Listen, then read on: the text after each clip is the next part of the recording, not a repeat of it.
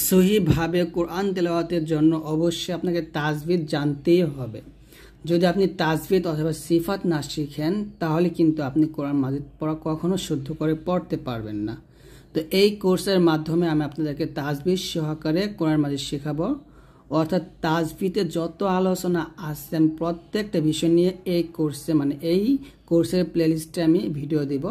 তো অবশ্যই আপনারা আমার এই কোর্সের প্লেলিস্টে যতগুলো ভিডিও আমরা আপলোড করব প্রত্যেকটা ভিডিও শেয়ার করে দেখবেন, তাহলে ইনশাআল্লাহ আপনারা তাজবিদ কি, সিফাত কি, তাজবিদের মাধ্যমে অথবা সিফাতের মাধ্যমে আপনারা কোরআন মাজিদ সহি করে শিখতে পারবেন। আমি এই প্লেলিস্টের লিঙ্কটা এই ভিডিও ডিসক্রিপশনে দিয়ে দিচ্ছি। তাজবিদ সহ কোরআন শিখুন এরকম একটা নাম থাকবে, অথবা সহজ পদ্ধতিতে তাজবিদের মাধ্যমে কোরআন শিক্ষা, তো এরকম আমি একটা নাম দেব। তো অবশ্যই আপনারা এই কোর্সের ভিডিওগুলো অর্থাৎ এই প্লেলিস্টের ভিডিওগুলো সব দেখবেন। তো এখানে লেখা আছে দেখুন, সহিভাবে কোরআন তেলাওয়াতের তাকিদ ও ফজিলত। সহিভাবে কোরআন শরীফ তেলাওয়াত সম্পর্কে আল্লাহ তাআলা ইরশাদ করেন, ওয়ারাত্তিলিল কুরআনা তারতিলা। তোমরা তারতিল অর্থাৎ তাজবিদ সহকারে কোরআন তেলাওয়াত করো। অর্থাৎ অবশ্যই আমাদের তাজবিদ সহকারে বা তারতিলের সাথে ধীরে ধীরে কোরআন মাজিদ তেলাওয়াত করতে হবে। এটা আল্লাহ তাআলা নিজেই বলেছেন কোরআন মাজিদে। অন্যত্র আল্লাহ পাক বলেন, আল্লাযীনা আতাইনাহুমুল কিতাবা ইয়াতলুনাহু হাক্কা তিলাওয়াতিহি। যাদের আমি কিতাব প্রদান করেছি তারা তা যেন তিলাওয়াতের হক আদায় করে, পাঠ করে। তিলাওয়াতের হক বলতে তাজবিদ সহকারে পাঠ করাকে বোঝানো হয়েছে। তাজবিদ অনুযায়ী সহি করে কোরআন না পড়লে আয়াতের অর্থ পরিবর্তন ও বিকৃত হয়ে যেতে পারে। বিশুদ্ধ তিলাওয়াত সম্পর্কে রাসূল সাল্লাল্লাহু আলাইহি ওয়াসাল্লাম আর অনেক কিছু বলেছেন। তো আমরা এগুলো অবশ্যই জানবো। দেখুন এখানে একটা হাদিস আমরা শুনি। হাদিসটা হচ্ছে, কোরআন শরীফের এমন বহু পাঠক আছে যারা কোরআন তিলাওয়াত করে অথচ অশুদ্ধ পড়ার কারণে কোরআন তাদেরকে লানত করে, নাউজুবিল্লাহ।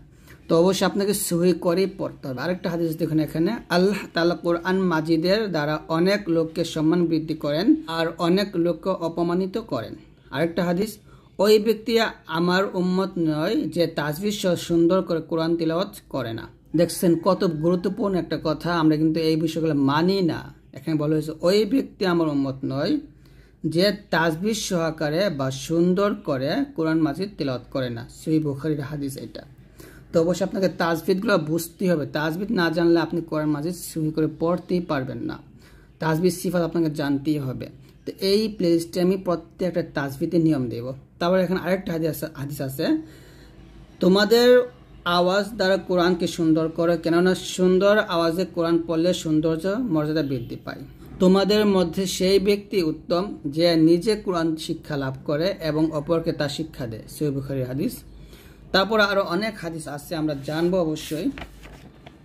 এখন আমরা যে বিষয়টা জানবো সেটা হচ্ছে, যদি আপনি তাজবিদ অনুযায়ী অথবা সহি শুদ্ধভাবে কোরআন তেলাওয়াত না করেন তাহলে দেখুন অর্থের কতটা পরিবর্তন হতে পারে। দেখুন উচ্চারণে সামান্য ব্যতিক্রম হওয়ার কারণে কত মারাত্মক বিকৃত ঘটে তা যে কোনো ভাষার জ্ঞানী মাত্রই জানেন। যেমন এখানে বলা হয়েছে, যদি আপনি হরফগুলো সহিভাবে আদায় না করেন তাহলে একটা হরফের জায়গায় আপনার আরেকটা হরফ হয়ে যাবে, আর একটা হরফের জায়গায় আরেকটা হরফ যদি হয়ে যায় তাহলে এটা অনেক মারাত্মক অর্থ হয়ে যায়। যেমন এখানে আছে দেখুন, আলহামদু, এখানে হা আসছে, হা মিম জবর হাম, যেটা আমরা হলকের মাঝখান থেকে চাপ দিয়ে উচ্চারণ করি, আলহামদু, যার অর্থ হচ্ছে সকল প্রশংসা আল্লাহ তাআলার বা আল্লাহ তাআলার জন্য। এখানে আছে পক্ষান্তরে হাকে, এই যে হা, এই হাকে আরবি উচ্চারণের রীতি অর্থাৎ আরবি উচ্চারণের যে নিয়ম কানুন আছে সেভাবে উচ্চারণ না করে আমরা কি করি, বাংলায় এই যে হর এর মতো উচ্চারণ করি, যা আমরা এরকম বলি আলহামদু বলি। অর্থাৎ এখানে বলা হয়েছে যে এই যে হা, এই হাটার জায়গায় আমরা এই যে এই হাট উচ্চারণ করি। তো এই হাটা যদি আপনি উচ্চারণ করেন আলহামদু বললে এর অর্থ হয়ে যাবে যে সকল জীর্ণ শুকনো পচা উদ্ভিদ আল্লাহর জন্য, নাউজুবিল্লাহ। যেটার অর্থ হচ্ছে সকল প্রশংসা আল্লাহ তাআলার জন্য। আপনি আলহামদু দিয়ে পড়লে, আর আলহামদুর জায়গায় যদি আপনি আলহামদু পড়েন তাহলে দেখুন কি একটা জঘন্য অর্থ হয়ে যায়। তো এই জন্যই আপনাকে প্রত্যেকটা বিষয় মাথায় রেখে পড়তে হবে। তারপর দেখুন আরেকটা উদাহরণ, অনুরূপভাবে কেউ ইহদিনা এর স্থলে ইহদিনা, অর্থাৎ এখানে ইহদি দাল যে এখানে টান হবে না, কিন্তু আপনি এখানে ইহদিনা দিতে আপনি টান দিয়ে দিচ্ছেন। টান দেওয়ার কারণে তখন তার অর্থ দাঁড়াবে হে মহিলা আল্লাহ। নাউজুবিল্লাহ, নাউজুবিল্লাহ, নাউজুবিল্লাহ। তো যাই হোক, আপনি বুঝতে পারছেন এখানে ইহদিনাস সিরাতাল মুস্তাকিম, এখানে ইহদি বলতে হবে, ইহদিনাস বলা যাবে না। ইহদিনাস বললে অর্থটা হয়ে যাবে হে মহিলা আল্লাহ, আমাকে হিদায়াত দিন। তো এরকম একটা অর্থ হয়ে যায়, যার খুবই জঘন্য একটা অর্থ, নাউজুবিল্লাহ। তো কি জঘন্য বিকৃতি এরকম আপনার পড়ার মধ্যে হয়ে যাচ্ছে। তো এরকম লক্ষ্য উপমা দেওয়া যাবে, অর্থাৎ অনেক অনেক অনেক উদাহরণ এরকম পাওয়া যাবে। সামান্য একটু টানের মধ্যে ভুল করলে বা সামান্য একটু একটা হরফের জায়গায় আরেকটা হরফ উচ্চারণ করে ফেললে মারাত্মক ভুল হয়ে যায়। তো আমি আপনাদেরকে একটা উদাহরণ দেখাবো অন্য বই থেকে, তাহলে আপনার এই বিষয়গুলো আরেকটু ভালো করে বুঝতে পারবেন। অর্থাৎ সামান্য একটু টানে ভুল করলে কত বড় একটা মারাত্মক ভুল হয়ে যায়, সেটাই আমি আপনাদেরকে একটু বোঝানোর চেষ্টা করব। এখানে দেখুন লেখা আছে লা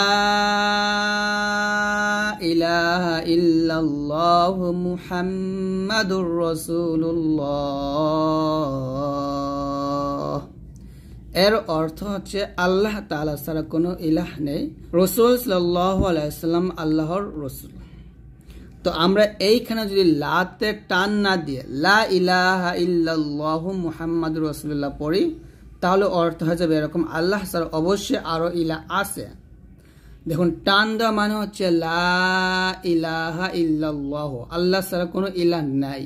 আর আপনি টান না দিয়ে লা ইলাহা ইল্লাল্লাহ বললে হবে আল্লাহ ছাড়া আরো অবশ্যই অবশ্যই আরো ইলাহ আছে, এরকম একটা অর্থ হয়ে যায়। তারপর এখানে দেখুন এই বাক্যটা আমরা সবাই জানি আল্লাহু আকবার।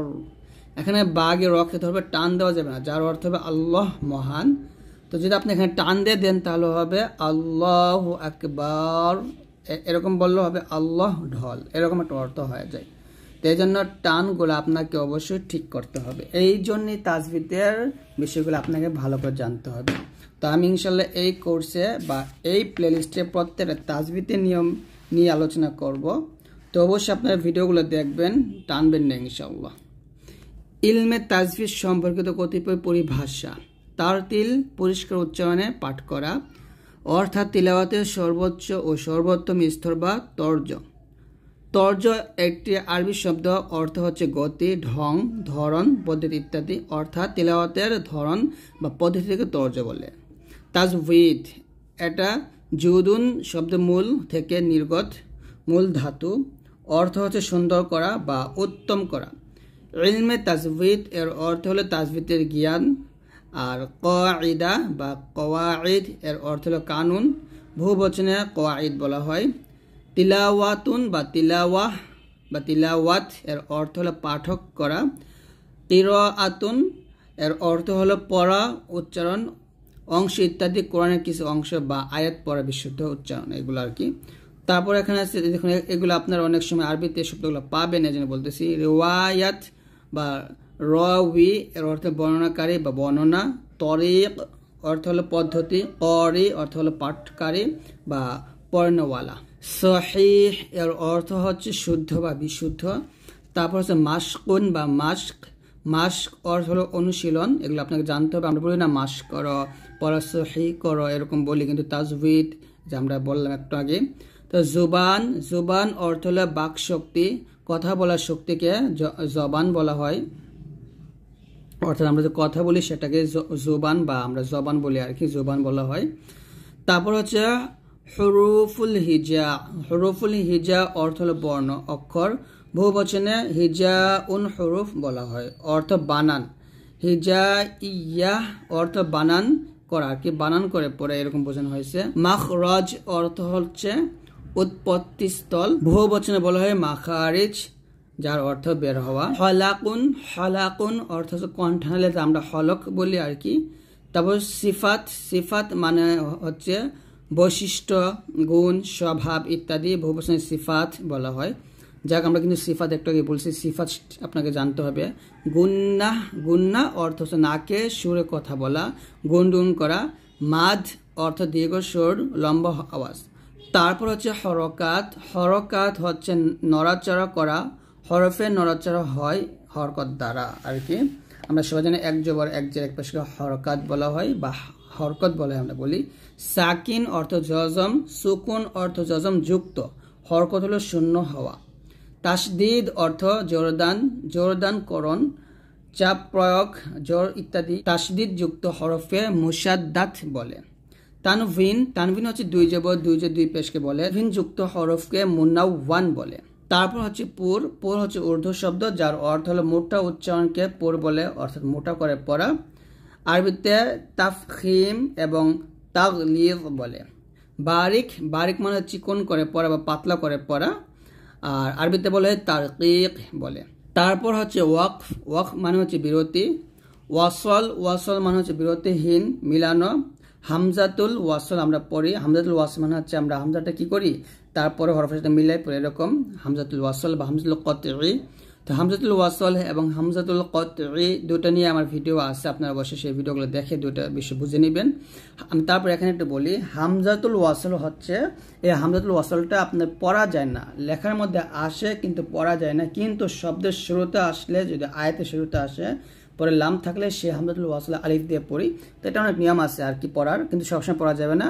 আর হামজাতুল কতঈ এটা সবসময় পড়তে হয় আলিফের সাথে, মানে আলিফের উপরে জবর জের পেশ থাকলে সেটাকে হামজাতুল কতঈ বলা হয়, সেই হামজাটা পড়তে হয়, এটাই আর কি। তো আসলুন অর্থ মূল, আসলি মৌলিক, আসলি এর বিপরীত হচ্ছে ফারঈ। তো ইশকান আরবি শব্দ অর্থ সামান্য। তারপরে এখানে আরো অনেক কিছু আছে, আমাদের সব জানা দরকার নাই, আমরা গুরুত্বপূর্ণ যেগুলো আছে ওইগুলো জানবো। লাহনুন বহুবচনে আলহান অর্থ হলো ছন্দ বা সুর। তিলাওয়াতের সুরকে লাহন বলে। ব্যবহার বেদ একই শব্দের দুটি অর্থ। দ্বিতীয় অর্থ হচ্ছে ভাষাগত ভুল, অর্থাৎ তাজবিতে বিপরীত অশুদ্ধ পড়াকে লাহন বলা হয়। অর্থাৎ আমরা একটু আগে যে এই যে এখানে আলোচনা করছিলাম যে একটা হরফের জায়গায় আরেকটা হরফ পড়াকে এই লাহান বলে। লাহান আবার দুই প্রকার, লাহানে জলি, লাহানে খফি আছে। লাহানে জলি মানে হচ্ছে বড় ভুল, আর লাহানে খফি হলো ছোট ভুল।